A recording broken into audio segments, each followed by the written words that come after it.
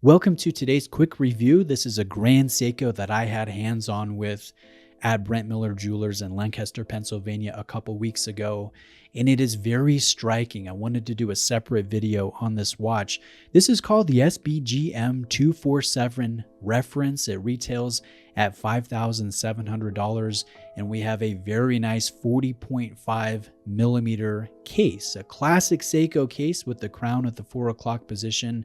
The watch will have 200 meters of water resistance and a curved sapphire crystal with excellent inner anti-reflective treatment that really helps you see this lovely, it's kind of an olive green shade on the dial with the sunray execution, red accenting, and one of the most beautiful applied marker executions that I've seen on a Grand Seiko. Each one of these markers carries just a lovely detail of linear markings going perpendicular to the length of these appliques. They really are sharp, they grab light, and depending on the angle that you look at them at, you even get a little bit of the rainbow spectrum on these markers. They are mesmerizingly beautiful.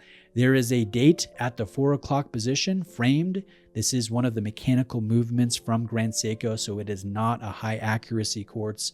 It is not a spring drive, but it is a true GMT, and I absolutely love this complication. In my opinion, it is it is my favorite of the common or practical complications. The caliber is called the 9S66, and we have 3 days of power reserve, 72 hours, and an acceptable daily deviation rate or window of +5 seconds to -3 seconds per day. So just a little bit tighter than COSC levels of accuracy.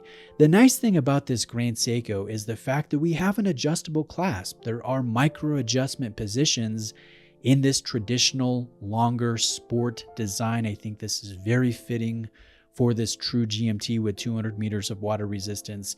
In fact, it's refreshing that we don't have just the classic twin trigger deployant that you generally find on Grand Seiko. I hope that Grand Seiko utilizes this clasp on more of their watches because, yes, they are a little bit dressy in terms of design language and they really capture attention visually, but they're sport pieces. Mostly they are 100 meters of water resistant and carry screw-in crowns, and so you could wear them in a daily type of situation. So I like the fact that we have this clasp. Now let's talk about the negatives.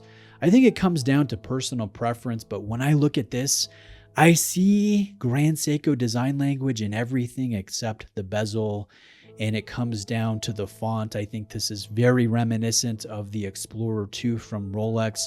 I don't think that's a controversial statement. I do know some of you guys think that Glycine was the original brand to do this type of indexing, and I don't see it, even though it predated the Explorer II.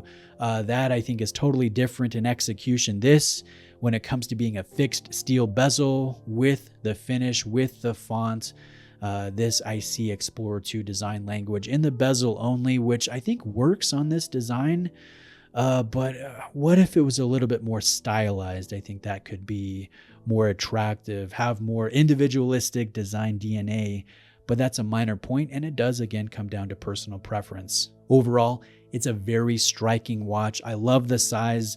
I love the anti-reflective treatment. I absolutely love those applied markers, the handset, this combination of complication with that adjustable clasp. It really is a strong release from Grand Seiko. So guys, links in the description. Reach out with questions. Check out Brent Miller Jewelers. Thank you for watching. I'll see you guys next time.